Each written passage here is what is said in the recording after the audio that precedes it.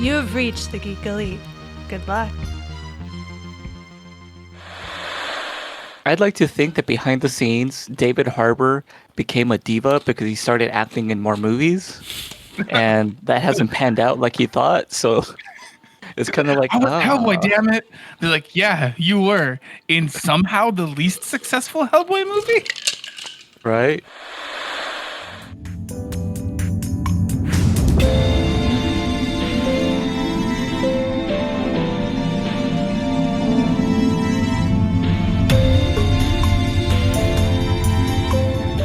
Welcome back for another shift on the Geeks Watch. We have done a thing. What do we do? We've told the ladies to get out. We don't want their opinion this week. I didn't do that. You did that. You were the biggest cheerer for it, Steven. This is on record. I was not there for this unrecorded event. No, it's not true. We did not tell them to get out. They are on vacation. They're on assignment. Oh. There we go. They're out. So I should put my pants back on then. No, you can have them off now. No, Okay. they're out there stealing the, like, what is it, episode 1 from Skywalker Ranch? Is that what it is? What are they going for? Black Widow? Wait, am I dying? Is that why you went with fanboys? Is that what's going on here? No, we're getting the they're trying to get the Topher Grace cut of episode 1. Oh, I didn't know Skywalker Ranch had that. I'm pretty sure they sent out their elite team of like SEALs to go take that from him and like put it in the vault. I hear you can train SEALs to do a lot. It's true. But we are still going to talk about The Falcon and the Winter Soldier on Disney Plus, episode 4. The world is watching. I mean, in more ways than one, as we came to see. Yeah, we didn't know that it was going to end that way for this one. Like, Wait, before spoilers, who are you? I'm Mitch. Yeah. Who are you? Oh, you're talking to me? Yeah. I am John. And I'm Steven. Do you really feel like we need to introduce ourselves at the beginning of every episode? I don't know, because at some point there's going to be a time when this is someone's first episode, and I worry. Hey, that's a Stan Lee rule of comic books. Always It's introduce true. yourself? All those 40,000 editor notes. Yeah, like every issue is somebody's first issue. That is true. That is a Stan Lee-ism. All right. From now on, I will make sure to try and remember to introduce everybody. But Excelsior. the two members of the Geek Watch that are not here are Elizabeth and Jessica. So they will be back next week. But I just wanted to say, like, yeah, that ending, I wasn't spoiled for me before I watched it, but I did see a lot of people just like tweet out like, oh my God, and then hashtag like Falcon and Winter Soldier. So we will get to that, but only after we get to our shortened version of the Week's Watch. So, Steven, you're up first. What did you watch this week? I forgot that I would be the person who would go first if she wasn't here. I mean, so the way I always choose it is, well, obviously because Elizabeth's usually sitting next to me, and then I go in the direction of how my screen looks for Discord. So that's how you end up being second or first if Elizabeth isn't here. Okay. Well, for this week, honestly, I watched a lot of things, but the majority of those things were going back to things that I've already watched before. So the thing that fits the most as a new thing for me was that I actually went back and watched the full season of Star Trek Lower Deck. Ooh. On Paramount Plus. I really wanted to call it CBS All Access. Yeah, I had... Oh, sorry, not to cut you off, but I find it the funniest thing that and I'm not a Star Trek person. I've never been really a big fan, but like you start off with just the original series, and then they had the animated original series for a little bit, like was it 2 seasons, I think, and then we got Next Generation, which I feel like brought in a whole bunch of people into the franchise, and then we also had the original series like crew movies, and then you got the Next Generation movies, but like there wasn't a lot, and there was a lot of time in between all these properties. And then the weird thing was that they did it like at the time when Next Generation was happening, there was no time between all the things that happened after that until I would say the J.J. Abrams movies. Yeah, that's true. We did get There were times where there was more than one Star Trek series on the air as like a mainline Star Trek series. Because like Deep Space Nine and Voyager. And Voyager. Yeah, so you had those, and then then you had Enterprise, I guess, which a lot of people don't like to remember. Yeah. But then eventually 2009 you get J.J. Abrams' movie, and then because CBS All Access was coming out, they wanted to, their flagship show, which would have been a Star Trek show since it's a Starship show, which you get Discovery. But now you have so many Star Trek shows out. You have Picard, you have this, you have Lower Decks, you have Discovery, you have Prodigy, which is going to be on Nickelodeon. So they own, like, Paramount is also under like the same ownership and everything as Nickelodeon. I think Paramount is the one that Viacom owns all of them. Right. Yeah, and So they're using Paramount they as just the put name. together. Yeah. Yeah. Yeah, just like how Warner Media is using HBO Max as the name instead of just being like the Warner Streaming. Yeah. But no, for this one, honestly, it's weird because as a person who watched Star Trek and liked Star Trek as a kid, I don't know if it was just because I was there for like very specific kinds of things. I do agree a little bit with the people who think that newer Star Trek isn't Star Trek, because Really? Star Trek initially was exploration, breaking down boundaries and borders and everything, telling stories through a very heavy-handed metaphor, like those things. That's what Star Trek was for me. It was never supposed to be this crazy idea where there's always like some big conflict where someone's like at war with somebody or anything like that. And that's what Star Trek very much is right now. They've done a good job of mixing in other things, but I think they also are falling to the idea of what you're supposed to do for TV shows and movies. Like in that same kind of vein for things, I think that Lower Decks might be the one that's actually the most Star Trek for me since like probably the Next Generation. Well, since I haven't watched it, and I haven't really watched. I definitely haven't watched a lot of Star Trek. But I feel like that the show that you're talking about that you want is Galaxy Quest, or not Galaxy Quest. What was the Seth MacFarlane show? Oh God, I forget. I can't remember the name. I can't remember. But we all know it's the Seth MacFarlane one. Yeah. Like that. I feel like that's Orville. That's right, the Orville, which is supposed to come back on Hulu for a third final season, but has yet to happen. Seth MacFarlane just makes things happen through sheer force of will and connections at this point. I mean, so he'll make it happen if he wants it. He will. But no, with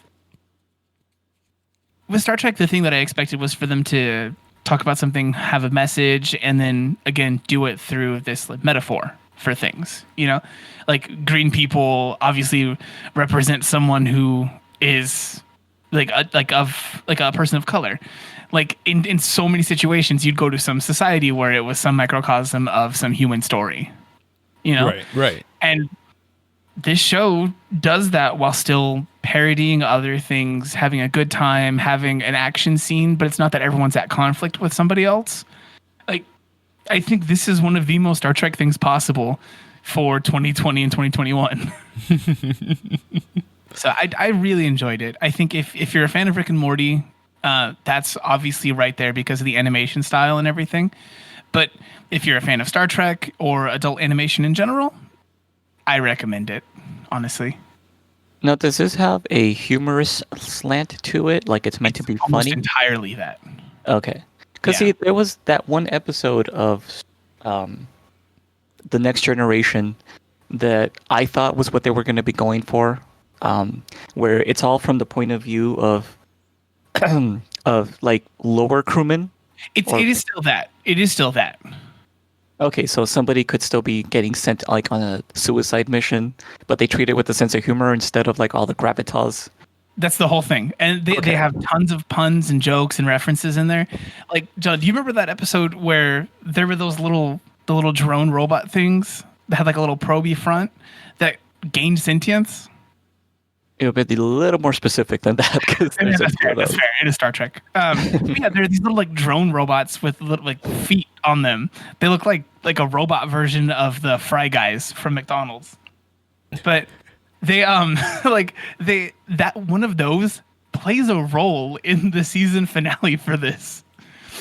Like they have deep cut references in there. They mentioned the where they basically are like, oh yeah, we programmed these drones to like be like really have like a neural net that learned or whatever, and then they find out like, oh wait, no, it's actually thinking. Like it wants to like live. You're talking about shutting. Okay, yeah, I remember those guys. It's the one that they fabricate tools and stuff on the front. Yes. They like invent a tool and fabricate it. Yes. Those are in there. Those are in there. Interesting. That is a deep cut, man. So I think it's a good one. Even if you don't understand those references, though, it's still a good time. I recommend it wholeheartedly. I found myself after I finished the season, like, am I going to start the season over again while I'm just sitting here on the couch? Yup. And I just push play again. So I recommend that one. Does Lower Decks take place on the Enterprise? No, it's on the Cerrito. Is the name of the ship? You have that one. I don't know where Prodigy is supposed to take place. I assume it's supposed to take place in Starfleet Academy. I forgot. I forgot that Pike is going to have his own show. Is that going to take place on the Enterprise? I would imagine it would have to, because he's, as far as I know, that's the only thing he's a captain of, except for that time in Discovery, the new one, Discovery, where he took over. Yeah, because you have Discovery, you're gonna have that, and did they ever confirm that they were gonna give Michelle Yeoh Picard? her own show? Oh yeah, and you have Picard. Does he have a ship in that? So that's a complicated one. It's more following Picard than any ship or anything else in particular. But no, for this one, there's a lot that they're doing. They're always going to have ships. I don't know about the Michelle Yeoh one so far. I think that they have to cap it after like one more thing past what's already out there. Otherwise, it's too much, and the app will falter under the weight of carrying all this Star Trek. But they're on top of Paramount Mountain. Paramount? Paramount. Yeah, that is the funny thing talking about there, because we just recently watched something. I don't know if you guys did, but I watched this video explaining why time loops have become so prominent in fiction. And like on a meta level, that's because like the studios like banking on stuff that's known, and they don't like banking on something until it's been proven as functional. Whereas before it's experimental.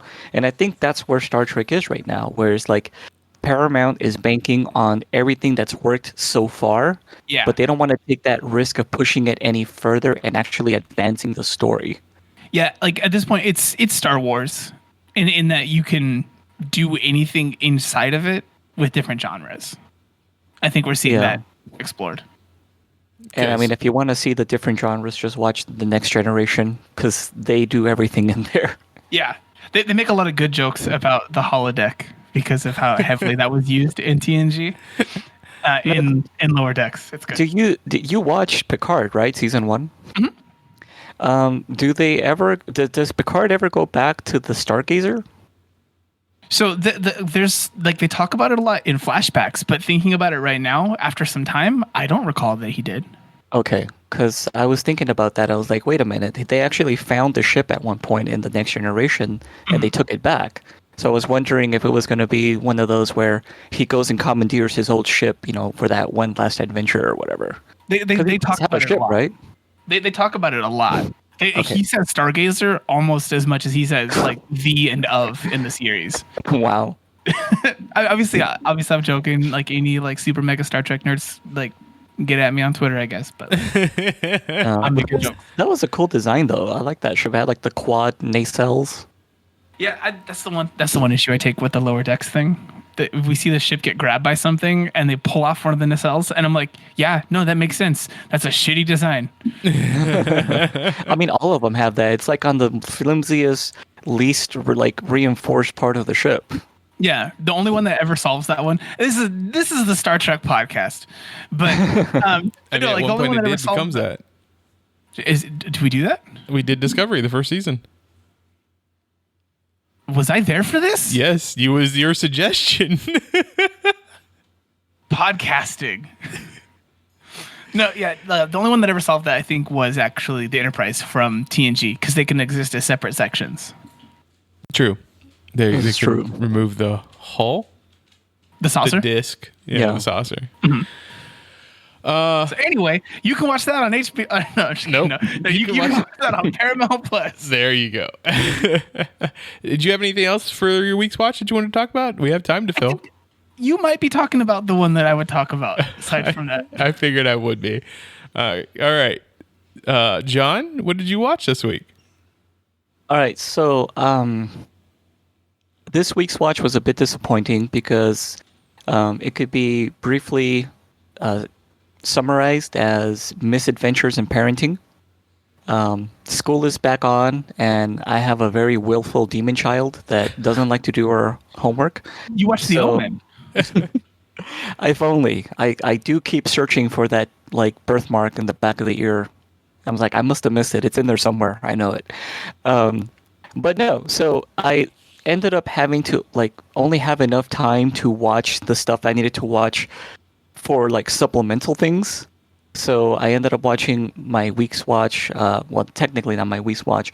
I watched the thing I needed to for a separate podcast that we ended up not doing anyway, and the one for our VHS gems. Those are the only two things I had a full solid block of time that I could to watch both like those two things. But in the little bit of time I had, let's say taking care of business, where I wasn't fully busy, but I only had maybe like a 10-minute chunk of time, I started playing a mobile game. It was actually a previous recommendation from one of our other Geeks watchers. Jessica, I believe, talked about this in the past. And I downloaded it based solely on that recommendation. Hadn't touched it until like this past week. Mm-hmm. So I don't even know how long ago that was. But I played the game Gris. Oh, that's a good game. That is Yeah. an amazing game. I recommended that one to her, and then she Okay. recommended it. This is good.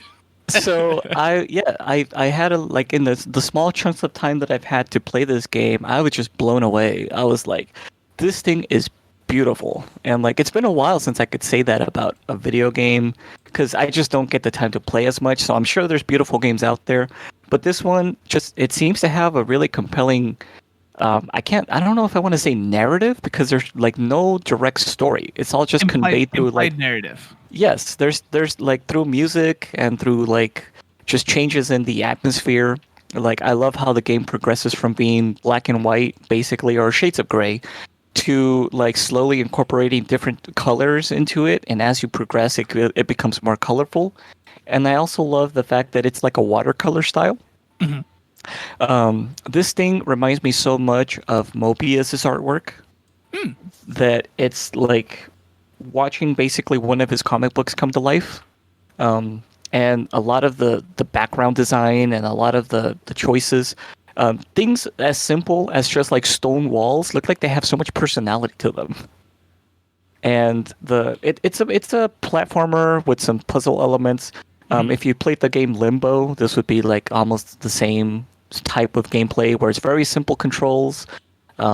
As you progress in the game, you learn new abilities, and you basically like it trains you as you go. It's like, okay, now you learn how to do this. You're going to be using this to solve the puzzles in this portion of the game. That kind of mentality. It's not too difficult. There's been a couple of times where I'm like, okay, what am I supposed to do? You know, maybe a little bit of backtracking or maybe trying something a little different. Usually gets you the result that you're looking for in order to progress to the next section. One thing I wasn't expecting that I also really loved about it was the music. Yeah. It has, I guess you could say it has context-sensitive music because it changes depending on what you're doing and where you're at. So like early on, there's one section where it's very calm and serene sounding, but then like these gusts of wind start blowing, and then the music picks up in like a much more, I want to say desperate tempo. Like, oh no, like this is danger right now. And then it kind of like goes away and then it calms back down again. I was like, that is really cool sounding. I really like how that works. But it reminded me a lot of one of my favorite movies soundtracks. I really love the movie The Fountain. It's by Darren Aronofsky. Yeah, it's all black and white. No, not that one. No. Not that one. No, that one's Pi. Yeah. Which, this one, Hugh Jackman? Yeah. Yes, this is the Hugh Why Jackman am I one. thinking it's black and white? Maybe because its Maybe they use put of out- color is very specific. And maybe they guess. maybe he put out a black and white version. That might have been. Yeah, that could have been a black and white Aronofsky cut. I kind of love and hate that that's become a joke now. It's like for I love everything, there's a cut of something else. I love it. What was it that I saw recently? Oh yeah, well we The just joked Zemo about cut? it earlier. The Topher Yeah, cut. Oh, the Kofor cut, yeah.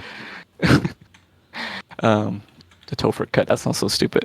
Yeah. So like, I love the music of The Fountain because it's very simplistic. It's Clint Mansell is the composer. He also did the music for other Aronofsky projects like Requiem for a Dream. I mean, everybody has heard like Lux Eterna from that movie. It's like super overly dramatic, and that's how Aronofsky's movies are. They're not subtle movies by any means. Like, he's definitely a director whom I like, but I can also be like, dude, you're trying really hard right now. I mean, I'm bringing my own personal bias in this one, but like that makes sense that you wouldn't have any subtlety if you're like ripping off your ideas from somebody else. Oh yeah, he takes movie ideas from like, I mean, Black Swan was almost entirely a ripoff of, what was it, Satoshi Big Blue? Kon's movie. Yeah. Yep. Perfect. Yeah, it's pressure. Yeah, and that. Yeah, so but to be fair, he bought the rights to it. He's not straight up ripping it off. He bought the rights to copy it. So it was a legal ripoff, at least. If not, maybe not a moral one, but legal one. So yeah, like, he's one that I have reservations about. I wouldn't say I like him as a person, but I like the movies he's put out. I like how he directs. But I can also agree that he is kind of an a-hole person. That's how it goes. And but yeah, the music from The Fountain, like, literally, one of the songs came on my playlist, and I'm like, this sounds like it's the music from Gris. And like, I would not be surprised if I could play the soundtrack and it would go perfectly with the game. Other than the game is also context sensitive, so it will change depending on what you're doing. So that's the only disadvantage. But that makes me think I probably would like a soundtrack of this game as well, just because it's that good in and of itself. They have the soundtrack And- out for this. I've listened to it while doing stuff before. Which is probably something I'm going to have to do now, yeah. Because I'm going into a more orchestral phase right now. Like, I'm kind of going past my synthwave phase and my retro 80s synth stuff that I was into, like, for like a good year, I want to say. I was really into... Your Carpenter Brutes. Yes, all that retro new wave stuff with the purple neon and the pink grid landscapes playing in the background. So right now I'm starting to get into my my more orchestral composers, my Alan Silvestri's, my Hans Zimmerman's, my, of course, John Williams, respect. And yeah, Clint Mansell is definitely in there. Can I recommend a game for you to possibly try next? You most definitely can. It's also on mobile now. I would say it's like akin to this one. If you liked Limbo, it's from the same people. The game's called Inside. Oh, is that the one where it's a little bit more in color, but still really like subdued, and Yeah. you're supposed to like avoid being caught by like security or something like that, or camera? Yeah, I Yeah. saw the trailer for that. So that one has good music too. There's practically no music whatsoever. Oh, it's really? just if you liked Grease, and then enjoyed Limbo before, and are okay with Limbo minus the journey element that ended up in Grease, Okay. then I think Inside works right there. Yeah, I'd be really interested in trying it out. Absolutely. I keep hearing you say Gris, but I keep thinking you're saying Grease, and I'm like, what does the That's how it musical is. have to be with? Oh, you mean Grease like that? Yeah. Yeah, but the word actually it's supposed to be pronounced Grease. I said Gris for like a year and a half. Ah. And then someone from the actual studio was like, yeah, no, it's Grease. And I guess it means gray. And so I was like, God damn it. Like, Well, it's great in responding straight Spanish, to but you? I wasn't sure. Yeah, it's like 'cause that's how I would have decided to do it. But like this person was responding straight to you that it's supposed to be pronounced No, that way? God, Oh, no. Okay. I would die. If they called you out on it, you'd be like, I cannot exist anymore. Yeah, I was like, cannot bye, delete my shame. Twitter. Canceled. So that is a mobile game that I assume you can get off of whatever mobile service you use or phone you use. I'm pretty sure it's available on like Twitch and probably some other app stores though. Everything. It's available on It's Not on Twitch. Twitch, everything. Switch. Yeah, Oh, it is on Switch. everything. Okay. Yeah. Yeah. I have it on PlayStation. I bought it on PlayStation 4. Oh, okay, yeah. I would imagine it's compatible with PS5 as well and everything. It's a Unity game. They built it in Unity, so it's maximum compatibility. Cool. Did you have anything else you wanted to talk about, John?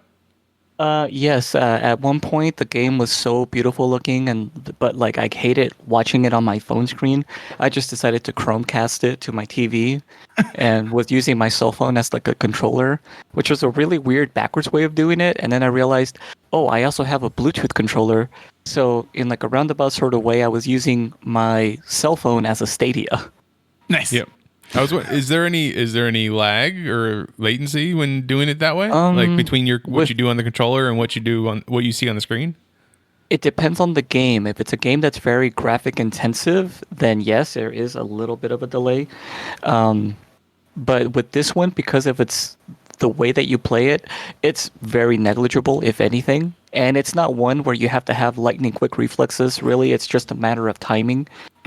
So by the time you do something on the controller, like it'll happen pretty much close to real time on the screen. And if it messes up, just do it again slightly sooner, and then it still then you'll get what you want. Because like the hardest element about this game is just timing your jumps in some parts, and that's really it. Like there's not a whole lot to it mechanics wise. It really is more about like enjoying what's happening on screen and the sound, really. John, you had mentioned like how peaceful and ambient the parts were. They actually had their art style and aesthetic ripped off by a meditation app. I've heard. I remember hearing that somewhere, and like it caused like this big mess online. Like people were calling him out on it. I was very glad to see people get it right on that one and not go like, how could this game rip off this stuff from this meditation app? I was happy. Was there anything else you wanted to throw on your week's watch, John? No, that was it. That's literally all I was able to like squeeze in this week. For my week's watch, I was very disappointed by Netflix because I actually have two things.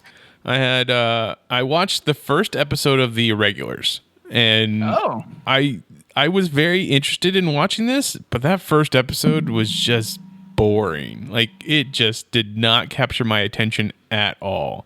It doesn't get better. Really? So you've gone further. We watched that whole season. Yeah, I was like, I don't know if I could go any further than this. I don't know what that I understand deviation from the source material, but I hate that version of Sherlock. So this is it also a book like where they talk about these particular characters? Like I understand it's a spinoff from Sherlock Holmes and stuff like that, but I don't know if it's adapted from something. I didn't watch the credits enough to catch that, honestly. It feels like a thing that's adapted from something. Yeah, it really does.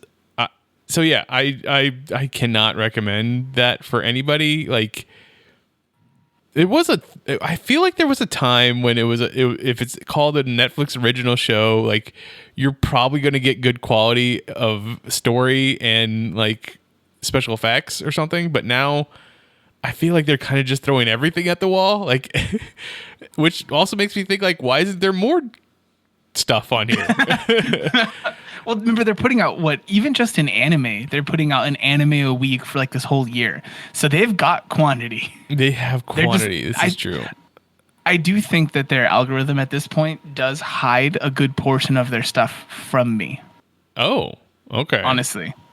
Yeah, I mean, I tend to, since I'm the one that does all the trailer hunting for the social media and stuff like that. Like I saw the trailer for this and I was like, oh, okay, that's interesting. Like I like the Sherlock Holmes stories or movies at least and TV shows. So this could be something cool, but yeah, I didn't. And I don't even think I got to the first episode doesn't even show you Sherlock Holmes. Like it's all about John Watson, or not all about John Watson. You only see John Watson. I just don't understand what they're doing with the show. Like, and maybe I'm wrong, but wasn't like Sherlock Holmes all about like proving things were not mystical and supernatural, that it's all science and someone's doing something? So like this show is different.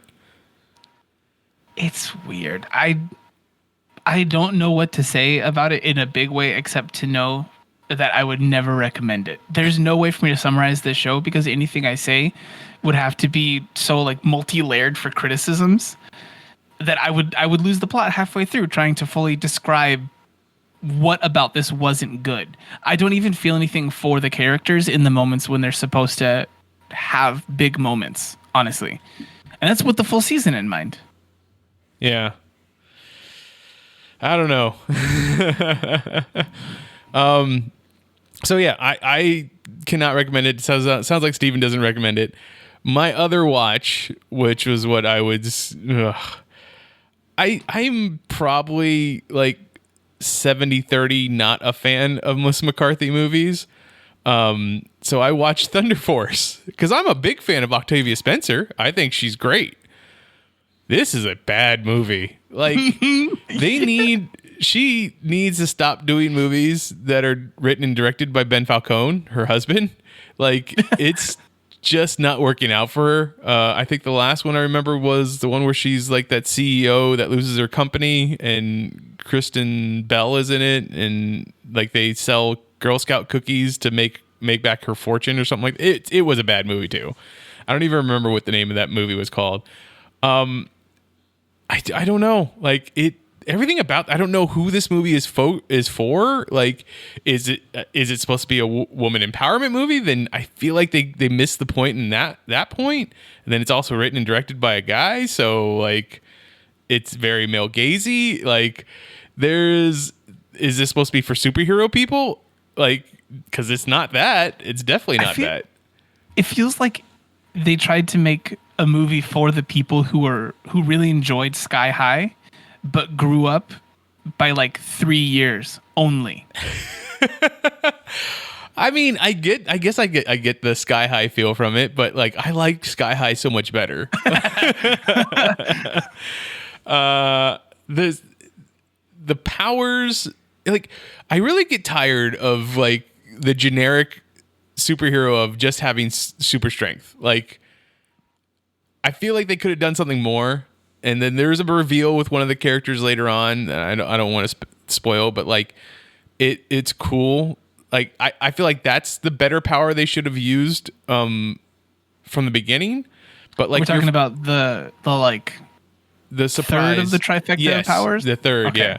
Yeah. Like, and this is in the trailer. So you got Melissa McCarthy gets super strength, and Octavia Spencer gets invisibility, and I feel like they never use invisibility to the proper way that it needs to be used. One, it's not a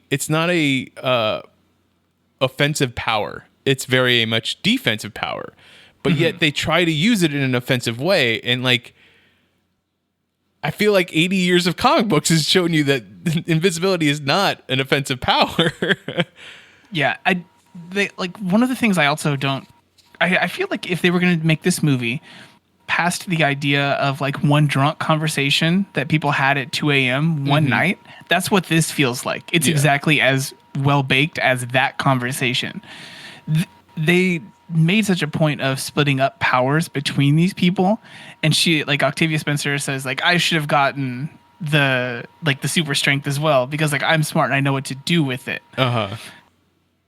They never deal with the idea of like, yeah, I'm super strong, but also like when I hit things, it still hurts me real bad. Like super strength doesn't mean super durability. It doesn't mean invulnerability. Yeah. Some people will tell you that like a certain amount of super strength does give you invulnerability, but like there's no real reason why. Well, then she should also have the other third trifecta of the powers. Yes, if exactly. we're talking about that. Yeah. And then like it, like the training montage that they do, it's like it doesn't make any sense. Like the whole circus carnival game, like why? Like you are this big tech company. There should be a more technical way of training powers. And then like the joke of keep going to punch that assistant guy. It's like, that's not right. Like, you're hurting him. There's so much that's just wrong, I feel, in this movie, in the way that they portray powers. And I get it. It's like, it's supposed to be a comedy, but like, there's not enough comedy in this to be a comedy. And Melissa McCarthy tends to like let a scene run way too long. Or maybe it's Ben Falcone that lets a scene run too long. Like, yeah, we get it.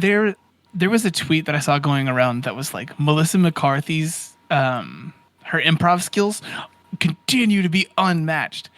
I think the idea of thinking that all of these comedic actors can just have flat lighting for a scene and just let them improv, and we'll pull one of those out in post to be the official one that goes in the movie.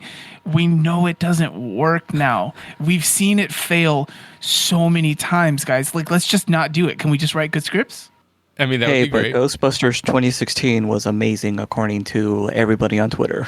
I was fine with that movie. I didn't love it, but it was a movie. Like, that was a serviceable movie. This one is not that. I mean, I like that movie for Kate McKinnon and Kristen Wiig. Yeah, like exactly. That's literally the entire reason. No, Kate yeah, McKinnon, you can let her do whatever she wants. Yes. She can improv as much as she wants, and I'll have a good time. Yeah, I like. See, that's one of those movies where I should theoretically like everything about it, but it was just such a hot mess. That's fine. But I heard it was really edited down though, and they need to release the fucking Feige cut or whatever. It's not Feige. There you go. Yeah. Like, I'll say that movie has a lot of the same kind of flaws that honestly this movie did. In like the background plot of things does not lead to a full movie, no matter what. In Ghostbusters, you had the part they kept going back to with the ley lines and this and that. Like, those parts honestly do nothing to move the movie forward. And for Thunder Force, the exact same thing. There's the background plot of the other guy that's running for mayor, who's nothing of a bad guy. He's somehow like so little. He has so little of motivation that I feel more strongly for the motivations of the guy with the chair head from the Tick cartoon. Chippendale chair face. Yeah. I don't understand how they did that to me. And they wasted Jason Bateman? They really wasted Jason Bateman and Bobby Cannavale as what was his name? William the King Stephen running for mayor. Stevens. Yeah. Like, it's just like, he calls himself the king. Like, you did nothing to bury the lead that he's the bad guy. Like, who runs for mayor and calls themselves the king? Like, that's just terrible. Also, one of the best jokes in the entire movie goes unappreciated by anybody. And it's the part where Melissa McCarthy, they make a joke the whole movie about them being like in their mid-40s. When she's having dinner with Jason Bateman that one time, she says like, yeah, what is this, cannibal? Like a cannibal restaurant? Because they're trying to offer crab to Jason Bateman, who has crab arms. She's like, what is the cannibal restaurant? That's like if you brought a 32-year-old woman for me to eat, because I'm 32. Nobody acknowledges this, and that's like the best joke in the whole goddamn movie. It's because it doesn't make any, like, they keep trying to act like they're in their late 30s in this movie when both actresses are 50 years old. Like, this was not the right vehicle for them. It should have been 40-year-olds playing this role. So just Barb Star for this movie. I don't know. I didn't watch that movie. You were going to say something though, John. No, yeah, I was just gonna say that was an impressive pull with the chair face reference, because I just saw a meme like yesterday about that character, and I'm like, whoa, what are the odds that would be on the internet and then somebody would be talking about it at the same time or close it's to in the it? zeitgeist. Like, yeah, it's coming back. We went over this. I am the source of all capture code processing.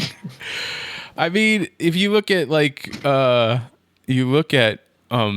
The Tick, that was like the first comic book to like do the whole, we're going to break down comic book tropes and really expose what comic books, are ridiculous about. And that's comedy. Through comedy. And I mean, that's what we get with The Boys and Invincible now. Like, that, it's kind of funny that how that's come around and the deconstruction. The deconstruction. And like, we had Amazon had The Tick for season 1 and season 2. It just did not get enough promotion, I feel. Yeah. I'll be honest. Casting, though. I was disappointed that they canceled the first live action version with Patrick Warburton. Because I thought that was like perfect casting, but I also never watched it, so I contributed to the cancellation. Well, he got brought back around. Well, he's the producer of the new one. Mm-hmm. And I like how they referenced that in Ted 2 when he's doing cosplay, he's dressed as the Tick. And, the guy who played Worf is playing like a lower version, or like a cheaper version of himself also. It's just pretty funny. I should have talked about that as my week's watch. Michael Dorn as Battle Beast. That's what I was going to bring up next. So my last thing was that at the latest episode of Invincible, Michael Warburton does do Battle Beast, and like it was a very cool fight scene. Like that the rest of the show, like I am losing interest in. Like really, I am. There's not enough stuff moving forward. Like the training of Invincible just isn't exciting to me anymore. Like the fight scene between those characters and then Machine Head. Like I love the actors. I love Jeffrey Donovan as Machine Head. Like Mahershala Ali as I don't know what. Titan, that's right. Titan. Like that's great casting. Michael Dorn as Battle Beast, which the only problem is that I don't understand why Battle Beast is there. Like Machine Head's like, I can pay people because I'm rich, and like he doesn't seem like the kind of guy that came from outer space just to fight someone because he got paid. Because he's all about I need the battle. I think he got told like I need people to fight these great warriors. I'll give you money, and the guy was like, great warriors. I'll fight the great warriors. So who is Battle Beast supposed to be the analog for? Like I can see who everybody else Darkseid? is. You feel like it's Darkseid? If we're just going for the combatant element of stuff. See, I don't know anything about this because I haven't been watching it. I don't know anything. I only know one thing. I only know one thing about the comics, and I'll work around that here before we move on to the actual show we're going to talk about. Mm-hmm. But just from what you guys are talking about, it sounds like this would be like War World Hulk or something. I mean, he's pretty damn strong. Yeah, I don't know if he's Hulk level strong, but he is pretty strong. I would say he's probably more like Calabac from Darkseid's army. Or a Lobo, maybe, or he just wants to fight people. No, a little bit of that, yeah. But disciplined. Yeah, if Lobo had trained as a samurai with the mace. Yeah, with the mace. The mace is important. Wow. So he's a Hawkman. Yeah. I mean that's equivalent. Yeah, he's a dude. He's humanoid, but he's also got the face of a lion. Yeah, it's like a white tiger or something. Some kind of cat. He has a mane, so that was definitely the most. That was the best thing I watched this week. I mean, other than the show that we're going to talk about. It sounds like a He-Man character more than anything. That's fair. That's equivalent. Yeah, but he's got a better design. Shout out to Ryan Otley for that one. You did a good job, dude. Okay, let's get into talking about the. Wait. Oh. I was just going to mention. I was going to round about to it. The only thing I know about. Oh, by the way, and I did a quick Google search for Battle Beast. It's also apparently a heavy metal Finnish band with it looks like a lady frontman, which is I want to go back to that on my own time here. That looks really interesting. But the thing I wanted to mention that I know about Invincible, because I used to work at a library. A couple of other people kind of corollary to this. But I remember when I used to shelve comic books as well, or graphic novels. Invincible was in them, and I was like, what is this? This looks violent, whatever. And this might be a spoiler, so I'm not going to actually say the thing, but there was we are getting delivered the series seemingly out of order. They rejiggered events, so tread carefully. Yes, I will not say what actually happens here. Let's just say that it is a very... if they do this in the animated series, it's going to be very interesting because it's sort of a role reversal for like a power play between a male and a female. That's all I want to really say about it right now. But if they do that... John, this is a sexual thing. Yes, John, it is. Okay, we haven't gotten anything for this yet. Okay, so like I said, from what I've seen of that one issue of the comic, I'm like, whoa, like this is something that doesn't belong in the kid section for sure. Yeah, I don't think they're going to stray away from anything. I also honestly. wanted, Yeah. I also wanted to say that they really have buried the lead, and I know I used that already once in this podcast, but they buried the lead on Adam Eve's powers. Like, Yeah. she has reality warping powers. She created a door in her bedroom to go outside. Like, she uses her powers to fly and to like make force fields. I thought she was like a invisible woman like analog, but no, she is super powerful. Why is it that she is not used more in her powers? Like, I don't know. I don't know if she's just like basically used her powers for small things up until now, you know? Like she knows what she can do, but maybe she's been using it for smaller things for a reason. I don't know. But her powers are nuts. her powers And I are- like that there's like a visual thing to it too. When she opens, like she puts the door in the wall and you see like the line form for the thing. Right. It's not like a whole like and it's there. Yeah, no. Yeah, it's definitely, yeah. I don't know. So Okay. she's more like a raven, maybe a little bit. It's like a raven Like- and a starfire put together. Oh, Yeah. interesting. Yeah. Just not as emotional either way. But yeah, so that Invincible's on Amazon Prime. The other two shows I talked about are on Netflix. Okay, let's talk about The Falcon and the Winter Soldier, episode 4. 4? Yeah, 4. Yeah, 4. The world is watching. Spoilers, if you hadn't watched it yet, we're going to get right into it.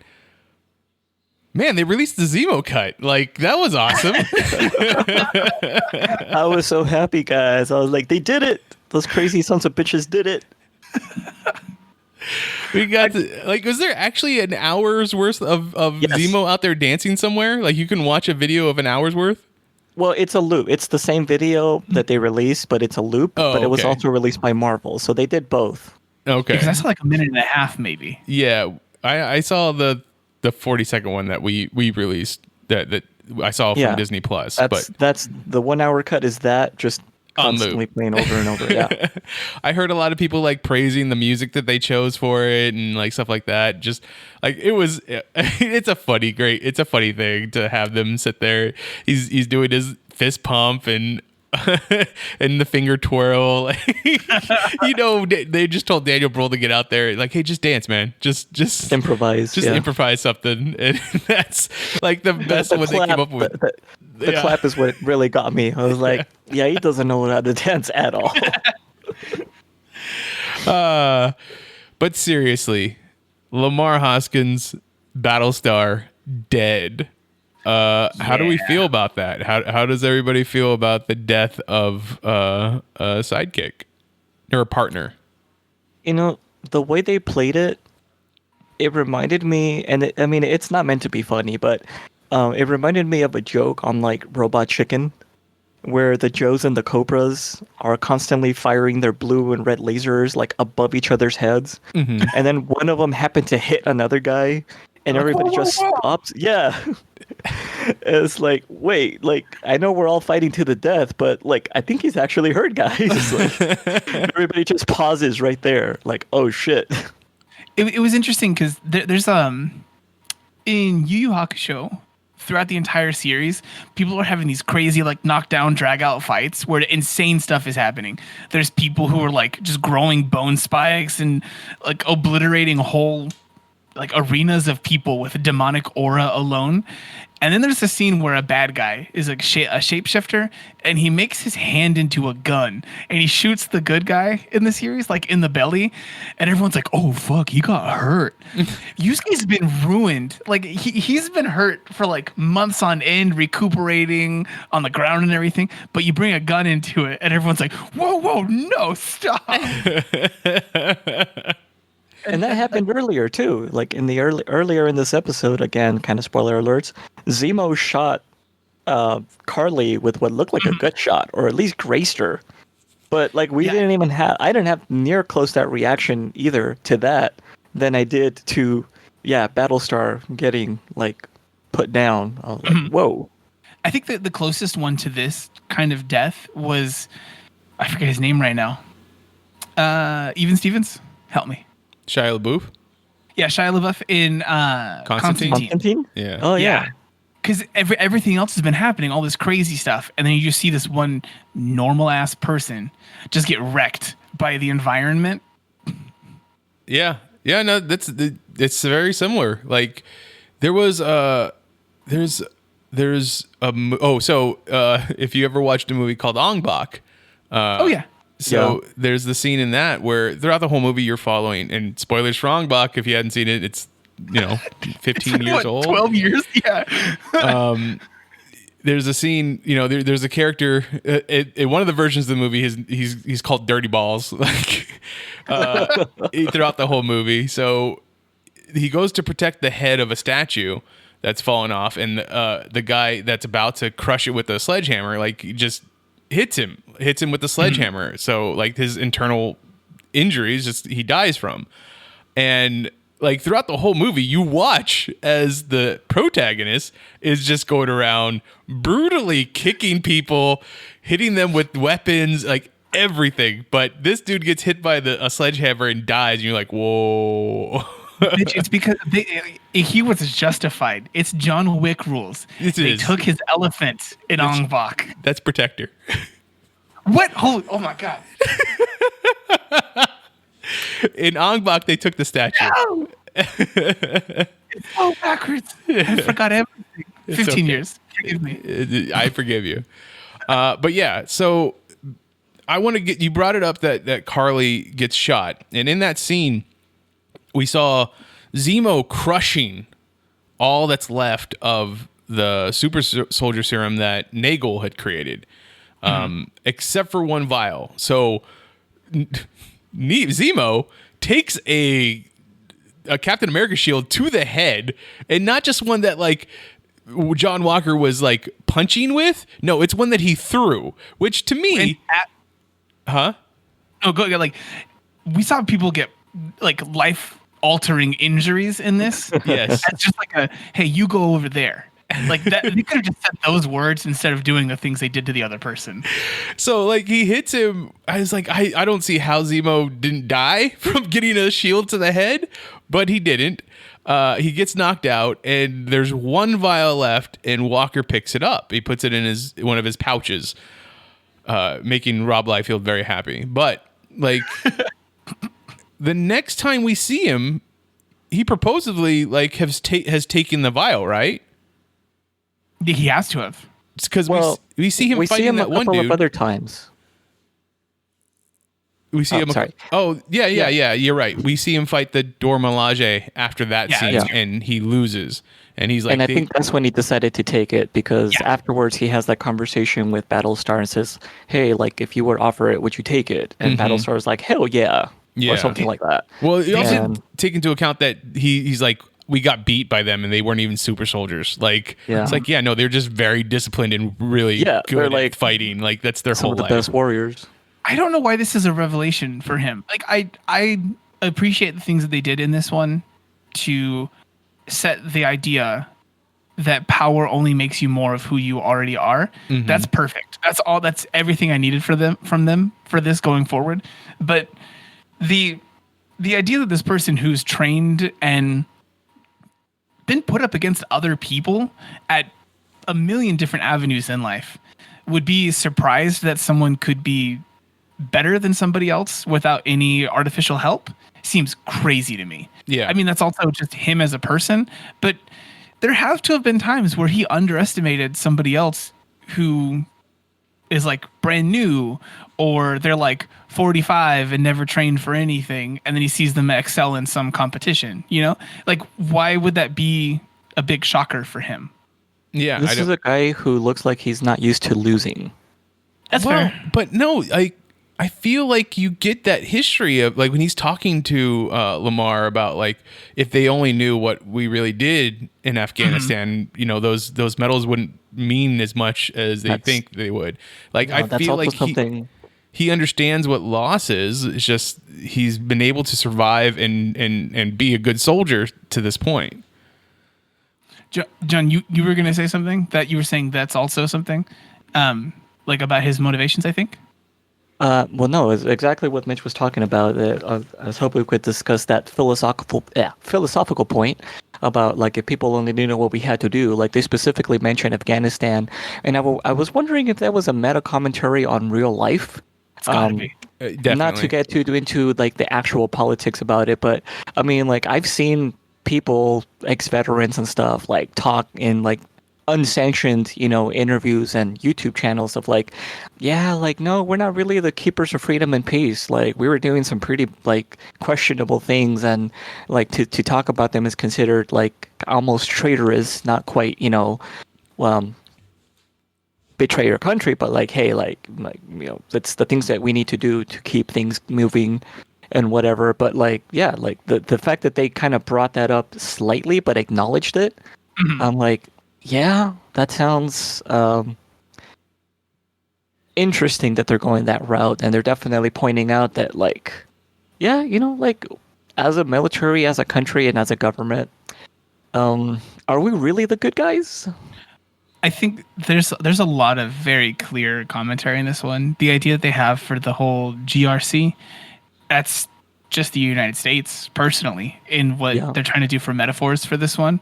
This is emblematic of U.S. facing outwards and inwards, I guess, issues. Like it's U.S. issues. It's not just this global thing that they're dealing with. Do you guys think the commentary that they have in this moves the needle at all?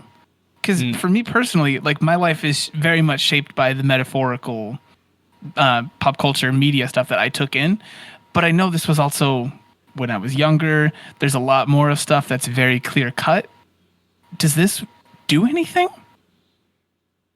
I mean, I think for the people that want to see it, then yeah, it helps point it out. It helps put a spotlight on it. But I think for the most part, most people are just going to watch this as these are superheroes fighting it out kind of thing. I think. No, there's actually a very real backlash going on from what I've seen also from other people who are like, oh, this show is basically promoting an un-American and globalist agenda. Some of them do skew like a little bit to the right or have conspiracy like things in them. But yeah, a lot of them are basically saying, you see, the Disney is trying to push this idea that we have to become a one world government and that it's a good thing. And yeah, if anything, I would say that this is against that in a lot of ways. Well, I think it's saying that people should unite. Governments don't need to. Yeah, I don't know. I think you're definitely seeing like, I don't know. Maybe I'm just not smart enough, but I think you're seeing that like. Some of the ideas of the flag smashers is a great idea. Some of the ideas of the GRC is a great idea. Mm-hmm. Like, it's not like black and white. The letter of the letter of the GRC, not the actual like action of the GRC. Correct. Yes. The message that both sides are trying to portray are good ideas, but we're not. Like, because you can't just leave half the world's population coming back and being like, well, fuck them, like they weren't here for 5 years, so we don't need to. No, you can't do that. They are essentially refugees also. But then the people that made a life for themselves, like they shouldn't be screwed over just because people came back. Like I get it. There's definitely things about, and it goes back to Thanos' thing. It's like there's just not enough resources for all the people that exist. So yeah. It's interesting. Like for this one, there's a lot of socioeconomic implications for stuff in this that's directly on display. In trying to save one group, you end up working against another group all the time. Mm-hmm. That's just something that we've seen all throughout human history. But I just don't know if this does anything with this one. Like no matter what, even though it's still in a show that's got like super major fun time, super major punchies, like you've got your action and your good times, if they can still move the needle at all. But I guess if you move one person, that's still better than none. But there's just so much that they're trying to comment on at once that I think a lot of it's going to just get lost. I mean, for a 6-episode show, yeah, a lot of it is going to get lost. It's all very surface, and you're not going to be able to deep dive into any of it. It all comes down to punchy. Mm-hmm. Well, they're breezing through it because we had that moment happen in, I think, the previous episode where all 4 of them are riding on the back of that truck, and he says something to the effect of like, yeah, like the refugees are seen as terrorists in the eyes of the people who have the stuff that they need, or something like that. You know, Mm-hmm. it's very much of the haves and the have-nots. But they mentioned it in like those 2 sentences, and then boom, we're gone because there was like another poignant moment, and we separate, and then we go off into something different.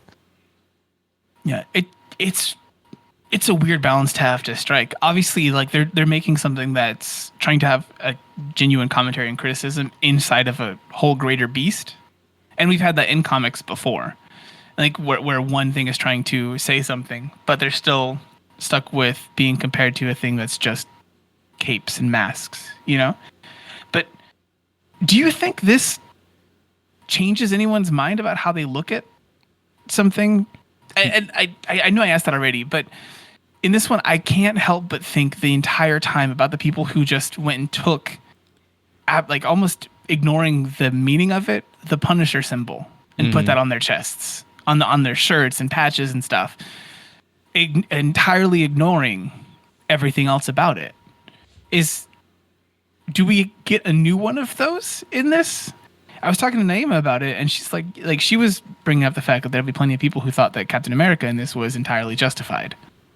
Oh yeah, no, I think you're definitely going to have a lot of people say that he's justified. The bad part about it is that it's caught on camera. Like that's the only reason why it's a bad thing. Like, I mean, I'm not saying that's how I feel. I'm just saying that's how the show will portray it. Yeah. Unfortunately, I don't think that this show is going to change anybody's opinion on that level of social economic issue. It's just not. I don't think that's what this show is going to do, and that's not what Disney's going to do. I'll tell you one thing. If John Walker has gained any new fans after the end of this show, I need to like unfriend those people like ASAP. Okay, as long as you said new fans, because I was a fan of John Walker back before, so. And I was like, you know what? That was an interesting turn, but I really kind of like where they're going with the character. I was honestly kind of surprised that they gave John Walker the super soldier serum after a moment that we saw that I thought perfectly embodied John Walker as his version of Cap. Mm-hmm. I thought he would have had to have gotten the super soldier serum after we saw this kind of moment, but we saw him going up those stairs with the shield in front of him and the gun poking out over it. Right. That was perfect. That was a perfect encapsulation of everything about him and everything that I think is wrong with him as Captain America. A shield is also used as the weapon, you know? Mm-hmm. But then he also has a gun that's pointing outwards. So it's not just this defensive thing. It was so perfect. But then right after that, he has the super soldier serum, and we see another thing that's a perfect encapsulation of him as Captain America, where he's got the bloody shield that he just killed somebody with like it was an axe. So yeah, when he's chasing a guy down the stairs we kind of get it when he hears Lamar get taken. Like he's using like his heightened hearing, I guess, to try and figure out where Lamar is. But when he's coming down the stairs after that, like the guy tries to hit him with some type of pipe that, would be very strong or durable. And he bends it around the guy's arms.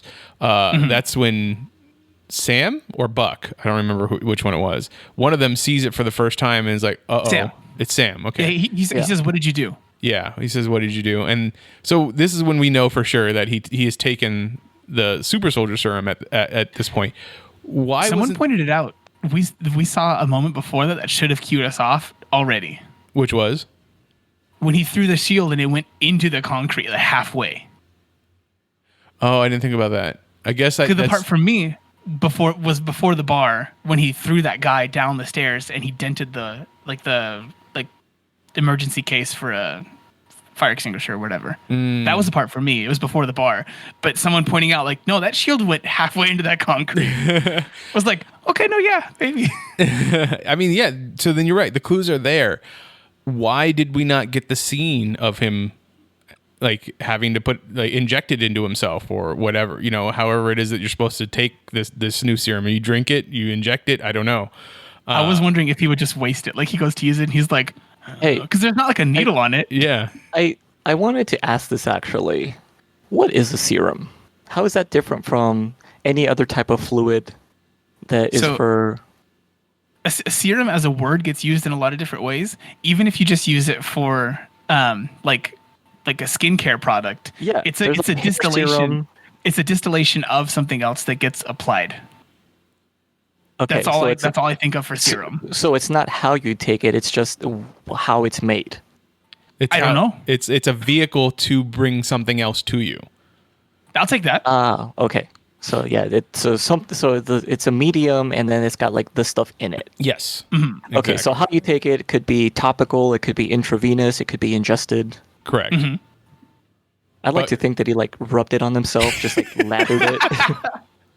I figure it's just like a bath bomb. He drew himself a bath, he poured it in, and he just soaked in it. That's exactly how it happened. Real spiritual. Like he had like a warmed sake while he did it. Oh god, it could be an enema too then. Ugh. It could. I mean, it was listen, the right you would shape. absorb it directly. It'll work. Straight in there. Didn't it look like those vials had like a pointy end though? Like maybe it was like an EpiPen that you could like just punch it into yourself too? It did come into a triangle. It was like a cone, but it didn't have any needle that we could see. Like they what if it was definitely a didn't point it protector? out. Because you wouldn't want the needle just exposed. What would it like? There was like a little cap on it. That's what I'm gonna. Maybe. In my mind, I'm gonna choose to believe that those are super soldier EpiPens. Okay. To me, it looked like there's like a dot or like a teardrop shaped container that they make for food dyes. That's what it looked like to me. Oh yeah. Where the container of it, like the actual main body of it, was glass and the top was metal. That's what it looked like. And I figure it's just like how you would get a insulin shot. Like there is a soft end, and you just put the needle in there. But I have Punch no it in idea. your stomach. That's what I'm saying. It's like, why did we not get that scene of him applying it to himself? Was it just so that we could get the surprise of, oh no, he's already taken it? Or do you think it was they shot that scene and they cut it out? I don't think they shot it. It would make sense for them to, but I think it's also there's so much else about the reveal later on in that episode. Release the inoculation shot. I just feel like the thing that happens immediately after it means that showing it before that would have stolen something from it. What if you had just shown a scene where he's in the bathroom and like he's debating on whether or not to take it, and they never actually show him take it? That's done in the conversation between him and Lamar. So you're saying I'm just a bad writer? No, not at all. I think that they have an ebb and a flow of things, and they hit all the things that they needed to with something else that showing him do it wouldn't have added. If that makes sense. You're not a bad writer, Mitch. You just know that some of the audience might be dense and not understand what happened in context. There's so 100. It out. There's absolutely a group of people who went, wait, but is he going to take the serum now? After the episode ended and everything else that we saw, there is a group of people who is like, wait a minute, just having it in his pocket automatically give him the power? That's right. It's a stone. So let's get to that last scene. He chases down the one guy of the resistance or freedom fighters, flag smashers, that said that he was a fan of Captain America when he was a kid. Chases him down, and that guy's like, I didn't do it. It wasn't me that killed your friend. And he's like, I mean, he doesn't say it, but he's like, I don't care. And he just, continues to beat the crap out of him with the shield to the point where the guy's dead. Like, he jumps out of a window and lands on a car. He does the superhero landing, right? We've seen Steve Rogers do similar stuff. We saw him get beat almost to death by Thanos. Like, how is this particular super soldier serum weaker than the one that was in Steve Rogers? Yes. It's got to be. It's got to be, right? It was also based on the previous version. Well, it's based off of the one that we get from Isaiah's blood. Nagel, in the conversation that they had in that freight car, whatever that was, that the annexed thing, he says that the original super soldier serum was like too gaudy because it made Steve Rogers like so bulky. He says like I streamlined it to be more elegant, more subtle. And I'm thinking that's just a writing device so that you don't have to get super jacked people to play those super soldiers. It could just be a normal person that's just stronger. But yeah, he did mention that it's not up to the same level. Yeah, but the super soldier serum that they used on Bucky didn't make him super jacked. Like he's muscular, kind of jacked, but he's not any more different than when he was just a regular soldier. I mean, I would say Steve Rogers after the first movie isn't Steve Rogers right post super soldier serum either, because he's freaking like Masters of the Universe Arnold Schwarzenegger, No, that's Dolph Lundgren. Yeah, thank you. Yeah, he's like insane proportions. You don't put that much pectoral muscle on a human, except for like when he's holding the helicopter in Winter Soldier. Like that's all arms, baby. That's arms and pecs. You can see his pecs popping out of that shirt. To be fair though, there was a YouTube channel I was watching a while back where somebody who does weight training and like knows a lot about steroids like firsthand apparently, like as a like the whole like gimmick of his channel is that he watches people who are jacked in movies and tries to guess like their regimen and what they were on to get that physique and so on. And he talks about how like because that takes so much work and you have to be like pumping constantly and he says like just so you know, everyone that you see that's buff on screen is taking something that is not natural. Doesn't matter how much they work out. It could be that they're on like an intense supplement regimen or something, but they're taking something. And like it's not they're not just eating rice and chicken and then working out a lot. Yes, like, there's still creatine or something else. I feel like they're taking.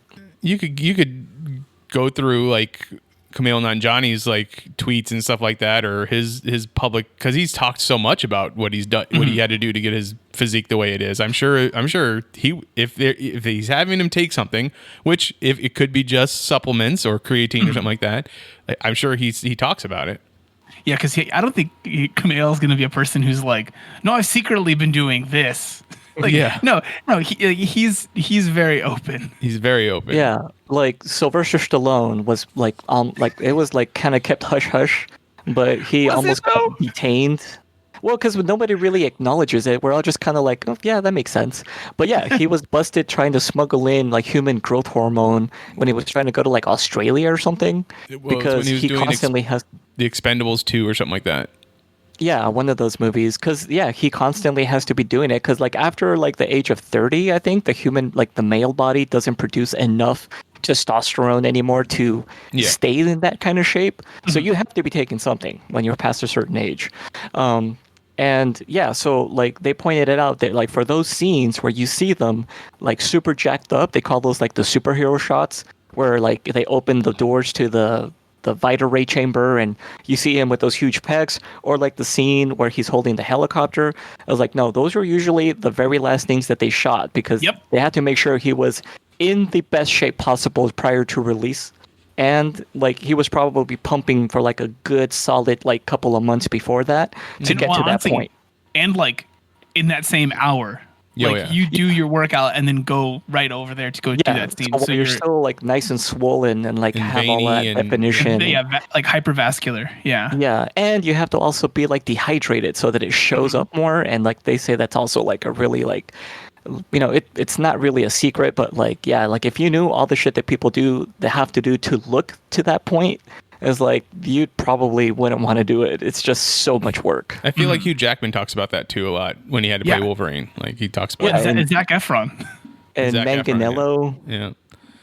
Manganiello does that a lot. Okay, so to break away from the superhero this is workout the Star Trek podcast, muscle workout regimen podcast. How the ending scene of the camera spinning around, like you see before you see the shield covered half in blood, which is already which is a very like interesting scene. Is it based in any comic images, by the way? Not that I can think of. I'm sure there is plenty of John Walker as U.S. agent or Captain America with bloody shield, because that's how they made his character. You see the A first. You see the A on his shoulder, like with a like blood on it, and I'm like that. That seemed very powerful to me. And then they show half the shield, and I was like, "Oh fuck, okay, we went all the way." Like it's the Captain America symbol. It's to show it's covered in blood. Like that's what this show is doing more than anything else. To be like, yeah, America did some things. Like we saw in the first Avenger, like Captain America was using a gun. He would kick in a door. He would shoot people. Yes, we're shooting Nazis, so it's good. Like we're okay with it. But you never see him trounced in blood. You don't see any blood on the outfit, kind of thing, unless you get to a fight with Thanos and it's his own blood. Like that's a different story. We didn't see blood like at all. And then this one, it was almost cartoonish when they had Lamar get thrown into the thing, and then his like dramatic like one head drop, second head drop, now he's dead. Like it was almost cartoonish in this moment, even though it was heavy. But we saw it. The camera was right there. And then he goes outside and goes and kills the shit out of that dude. But we just saw a hand fall down. It was very odd because it was probably for them to set up showing that shield imagery right afterwards, so you don't see something and then holy shit, you're seeing something. But it did honestly feel a little bit weird that we saw right before that, like directly camera in Lamar's face, the consequences of the Flag Smashers actions.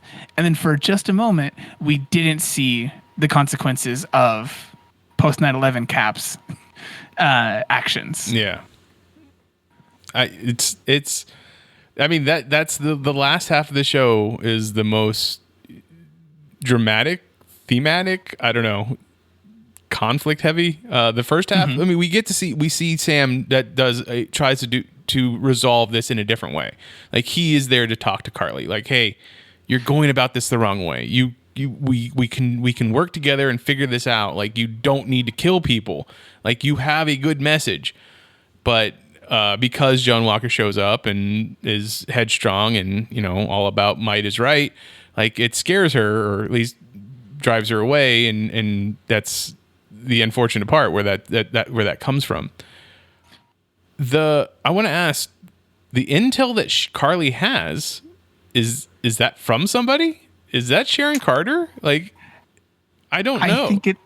I'm leaning a little bit more towards where you're at with this one, Mitch, because we had talked about the fact that it might be her own actions that she's reporting by saying, I think she might still be an agent of the power broker directly, if not the power broker. It's very odd. I mean, she has satellites at her disposal. She has satellites. That's not henchman stuff. That's like the leader stuff. But like, her being the power broker, and then also if she is helping Carly, like, I don't know. It's playing two sides of the thing, but not playing it well. Like, but if two sides of a conflict that do have a lot of power come to blows, the person in the middle is the one who stands to gain the most. But it's like she's playing three sides, because if she's playing the power broker and she's telling Carly, hey, I need the serum back, like you stole the serum and give it back to me, even though it's already been broken, and then she's also helping Carly by giving her intel on Sam, and then she's also helping Sam by giving him intel on who is actually going to get attacked, John Walker. Like, that's playing three different sides. But in that situation, she's still like, if she is the power broker or working for the power broker, in that situation, the title is the power broker. The person who sells the weapons stands to gain something from two sides being at conflict with each other. Yeah, it's true. You're right. Like, yeah, okay. The intel that Carly the intel that Carly has, like, on Sam's sister and Sam's life before meeting him, getting Sam's sister's cell phone number, like, it all seemed too convenient and not enough backup, like, backstory for me. So I agree. I'm really wondering who it is, if it's not Sharon Carter, that could be helping her.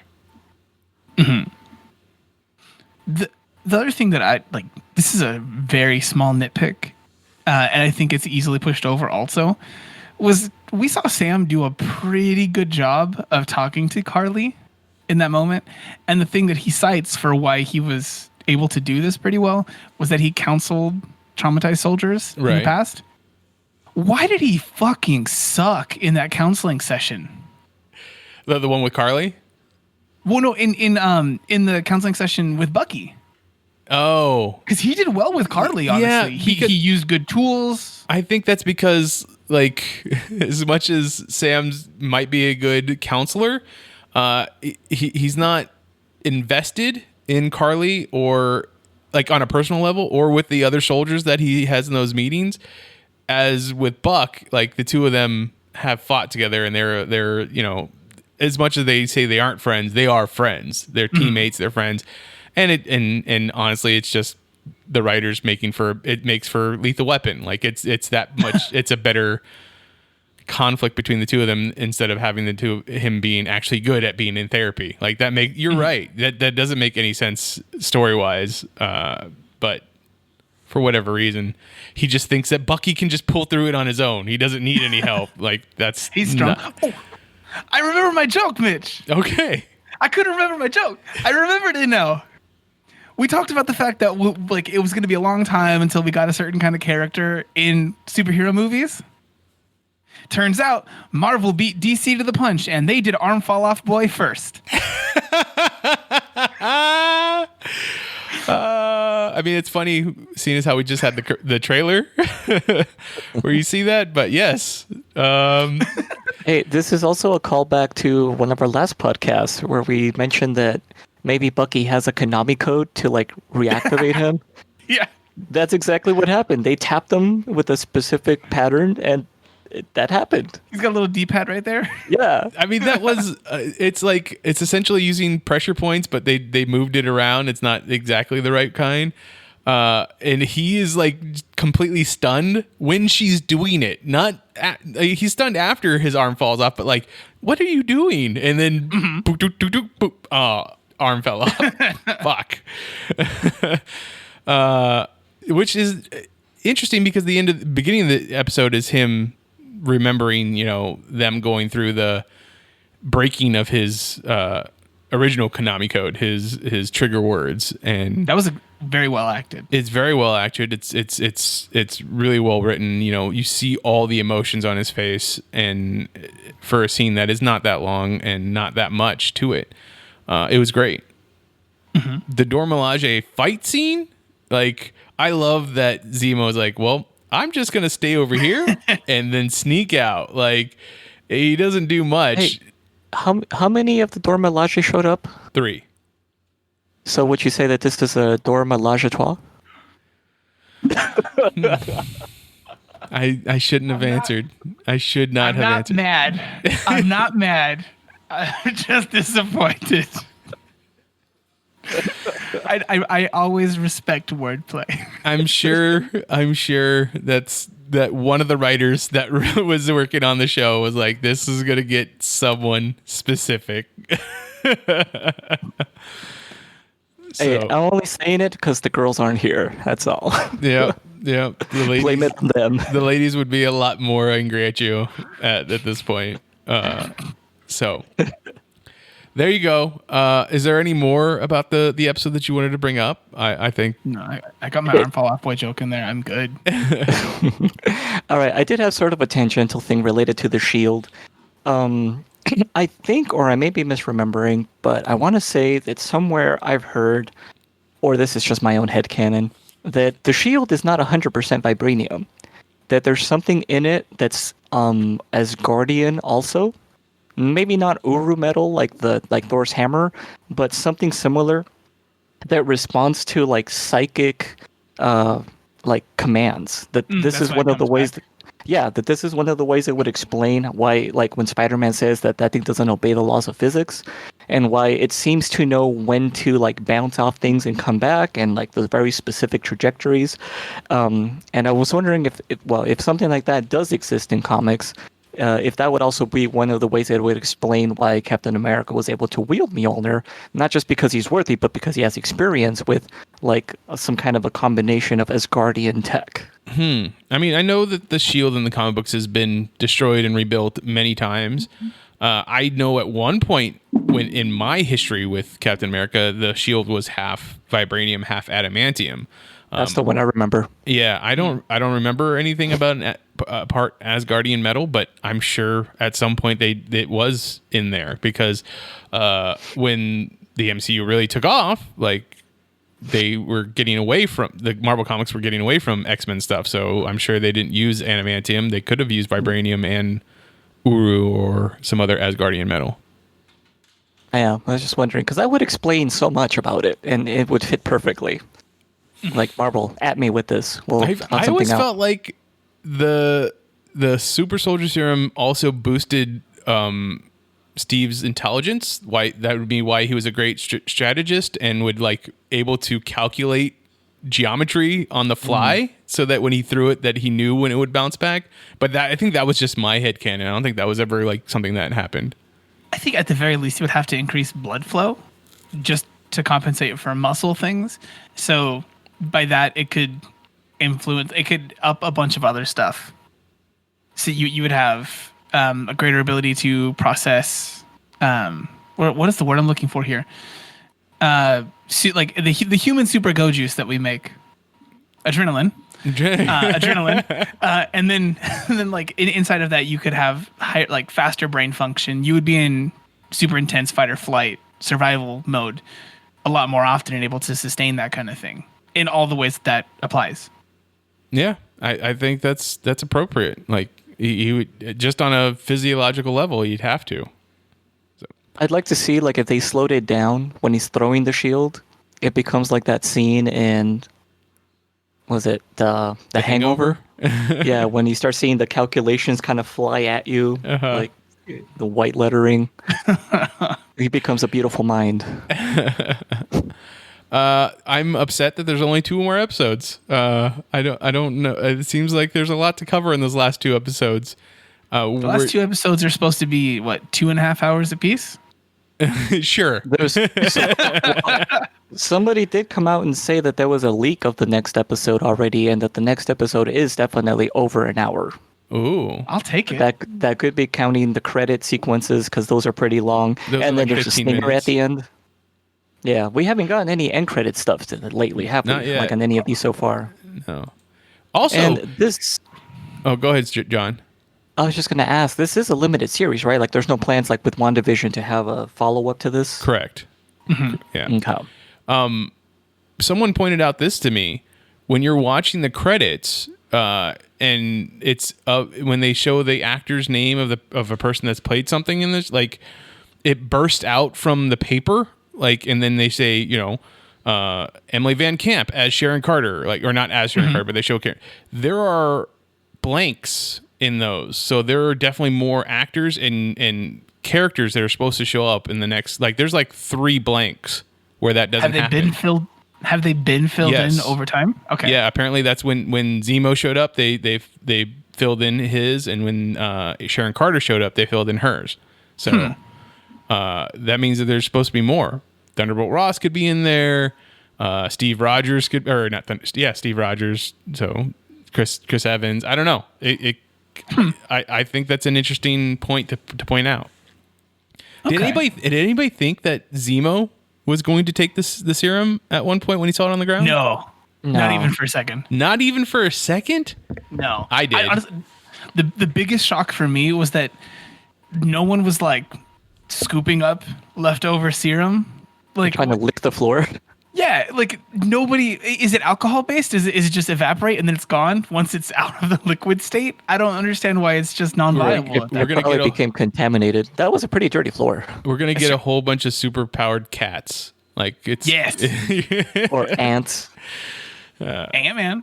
Hey, that's gonna be in the next Ant-Man movie. Like, Ant-Man's gonna go up against a super powered ant. The super soldier ant. I, I guess maybe it's kind of telling the way the characters are like being written and portrayed, but I have much more faith in the integrity of Zemo than I did of John Walker. Absolutely. So when that scene came up, I was like, if one of these two is going to take it, it's not going to be Zemo.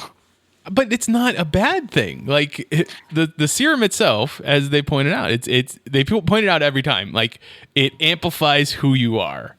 Is Zemo a bad guy? Is John Walker a bad guy? Who it's all gray. Well, they both done bad things. I guess the point is the motivation. Well, so has Bucky. Now, Bucky killed a lot of people. That was out of his control, though. You're right. You're absolutely right. The one thing that I think that we are getting right now is that we're supposed to have gotten a head nod to the idea that Bucky is a worthy successor, or that Falcon is a worthy successor, but not Falcon so much, personally. Because they paired those two kind of statements together next to each other, where someone says, but there haven't been more Steve Rogers. And well, you can see they were about to say Isaiah, but they did. But Sam backed off from saying it. That's fair. I didn't take that away from it. Really? I more thought later on there was a part where I forget exactly the part of it now. Like this damn fun conversation throwing me off. But there was a part where it also seemed like Zemo was okay with Bucky as a person who does still have the serum. Because he says, like, do you want Bucky dead too? What about Buck? And it doesn't seem like Zemo's like, no, yeah, he should go in a furnace. Like, it doesn't seem like that's a thing that he's thinking. But I think he also keeps it. He's not saying it just because, like, he doesn't want. Not that they're friends. Is that he knows that Buck kind of has his life in his hands right now. Like, he knows that he's the only thing between the Dormelage and him, like Buck is. So, like, hey, I need to keep you on my side until I don't need you to be on my side. I think. Well, yeah, and they kind of showed that earlier too, when like Zemo is trying to be like a gracious host, and like Bucky like smashes his drink, and I was like, no, we're not friends, dude. Like we're doing this because we have a mutual thing that we need to do, but like don't try to like smoosh us over. And Zemo's just being Zemo, but yeah, I think when it comes down to it, and if he has the option to eliminate Bucky, I mean that's one more super soldier he needs to check off his list. And what do you think of the supremacist conversation Zemo had? It was golden. Like, do you That's agree? pretty good. That they're more supremacists? That the idea of the super soldier serum itself is supremacist. No, I think that anyone who would want to give it to themselves has to. I agree with that notion, because you're not going to see that in yourself. If you're really contemplating the idea of having to give this to somebody or of giving this to somebody, I don't think you ever choose yourself. You know who you are better than anyone else does, typically. Like, you know your wrongs and your rights. So you're going to see your flaws where someone else might not. So I don't think I would choose to give this to myself or anything. And in a moment, if I thought I would choose to give this to myself, I know I'm not the person for this. Like, in this moment where I don't have it, I know that I'm not fit for this. Okay. Can't say that if given the opportunity, I wouldn't take it, though. Anything else? Then if you want to I had to say. That's all you had to say? Yeah. If you have an opinion on the show or any of the shows that we talked about today, you can find me on Twitter. I am at Mitchipedia GEM. GEM stands for, Geek Elite Media. You can also find Jess on Twitter at JM Bailey Writes. John, where can people find you online? You can find me across all social media as at MagicBollocks. Steven? I'm on Twitter as Peppermint Gent. And you can find Elizabeth and the rest of Geek Elite Media at Geek Elite Media on Twitter, at Geek Elite Media on Instagram, and Facebook.com/Geek Elite Media is our Facebook page. Check out archived episodes of this podcast and other podcasts on our website, geekelitemedia.com. Check out our Patreon, patreon.com/Geek Elite Media for exclusive material that you can only get if you're one of our patrons. And whatever podcatcher you use to listen to us, please rate and review us. It helps spread the word of our network. But until next time, This is the Geeks Watch on the Geek Elite Media Network, saying always remember to geek out. Say no to drugs. No. Dang you. Geek out. This concludes our broadcast.